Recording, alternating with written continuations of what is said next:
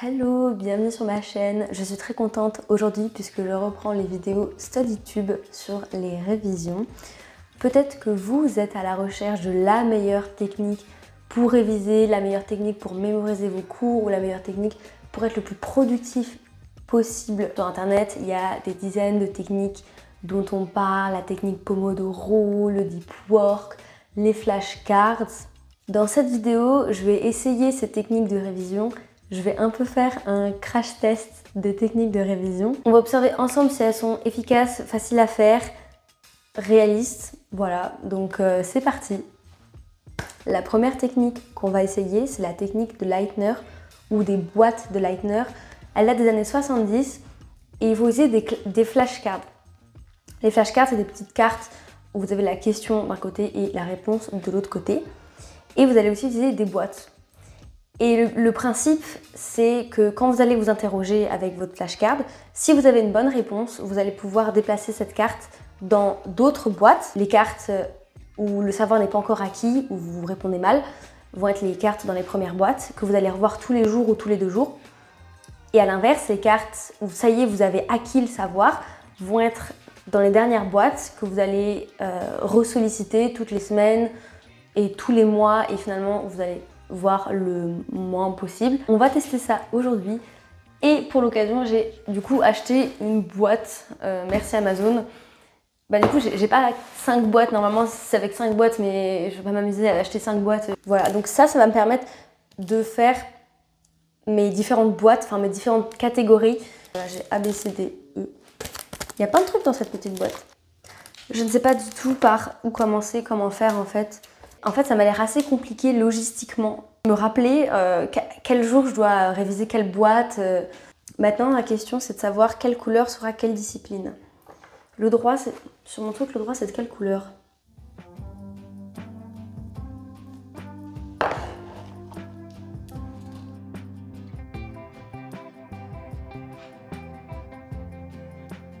Ok, on est le premier soir, on est samedi soir. J'ai préparé mes petites fiches qui sont ici. Je pense que je vais prendre ça. Du coup là, je vais m'interroger, sachant que j'ai attendu un peu dans la journée, puisque quand j'ai fait les fiches, forcément, j'étais en train de lire le cours.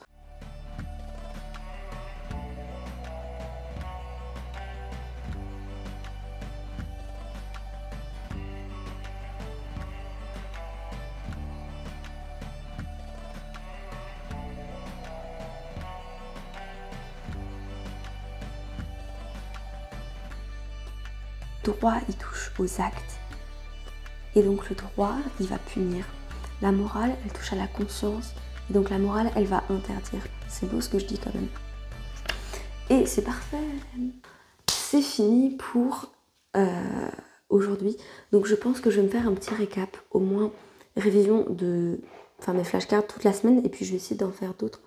Mais en fait, j'ai envie de penser que si j'en fais d'autres, je vais plus me rappeler quelle carte j'ai mis dans quel jour. Il va falloir toujours que je change. Ok, donc là c'est un petit planning éphémère des jours que je vais au moins garder, que j'ai cette semaine, donc je vais au moins pouvoir faire ça cette semaine.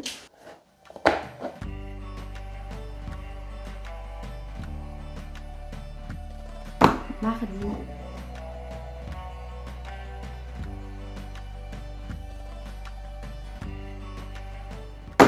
On est mercredi. Je vais faire que la partie A, mais aujourd'hui je vais faire A, B et C. Donc en fait finalement tout refaire. Je vois bien que ceux qui sont dans la catégorie A, c'est bien ceux que dont je n'arrive jamais à me rappeler. Et que les autres, en fait je pense qu'à partir du moment où je sais. Et ça recule. Et A, ceux que je ne sais pas, je ne les sais pas. Et voilà.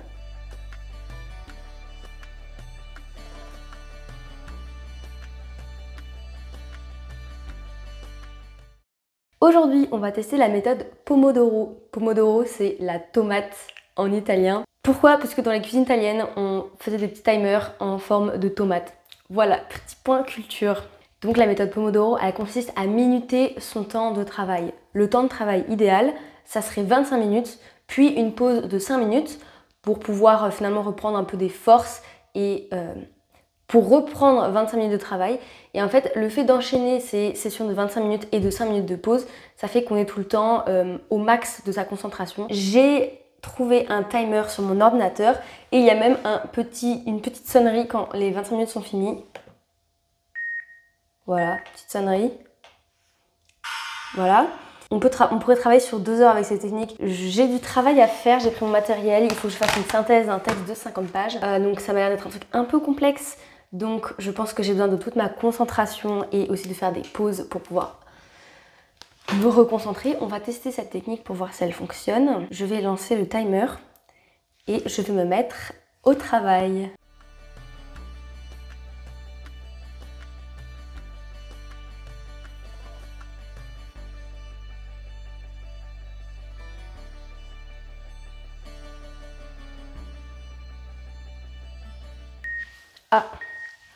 Ah c'est bon, je pensais que ça allait continuer de biper.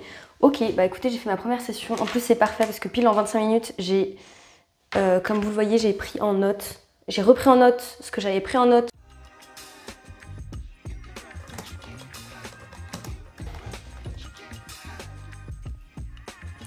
La question de la pause et en fait je ne sais pas quoi faire.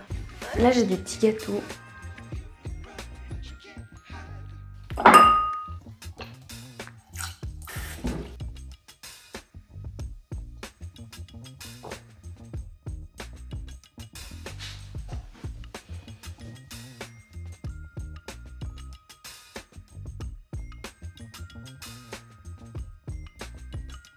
Par contre, j'ai vraiment méga froid. J'ai mis un gilet, mais j'espère que ça va aller pour le micro. Ok, il me reste une session.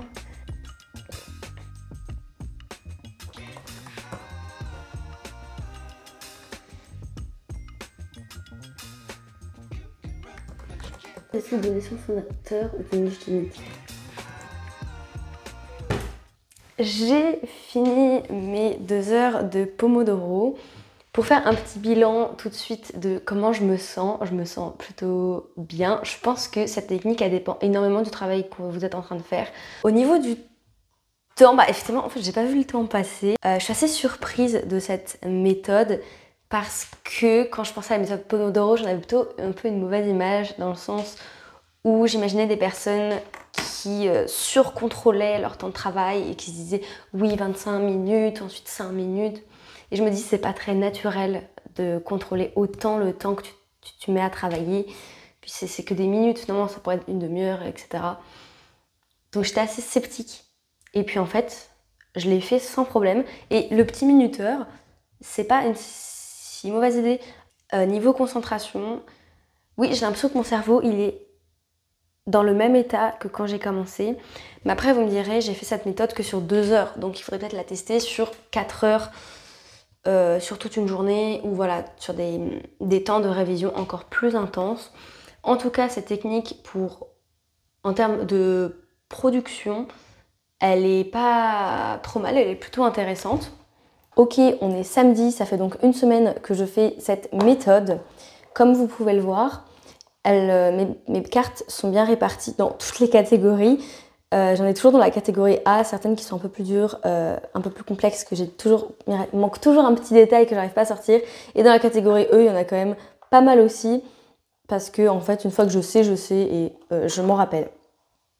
Pour faire un bilan assez court, je trouve que c'est une technique qui finalement fait vite rentrer les informations, mais en termes de praticité, il faut revoir tous les jours sa boîte en fonction des catégories.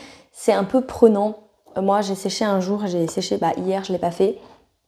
Parce que on n'est pas forcément toujours disponible pour réviser le soir, parce que mine de rien ça prend du temps de réviser ses cartes, même si c'est qu'une catégorie. Mais j'ai pas encore énormément de recul sur cette technique. Et ce que je pense que je vais faire, c'est une vidéo bilan un peu de toutes mes techniques de révision que je vais tester. Et je pense que je ferai une tier list et cette fois j'aurai un peu plus de recul sur plusieurs mois des techniques. Donc n'hésitez pas en commentaire à me dire si ça vous plairait une tier list. Si vous avez certaines techniques de révision que vous voulez que je fasse, j'en ai certaines en tête, mais peut-être qu'il y en a que je ne connais pas. Donc je vous invite à m'en proposer. Et voilà pour cette vidéo, hein. J'espère que ça vous a plu et je vous dis à très bientôt.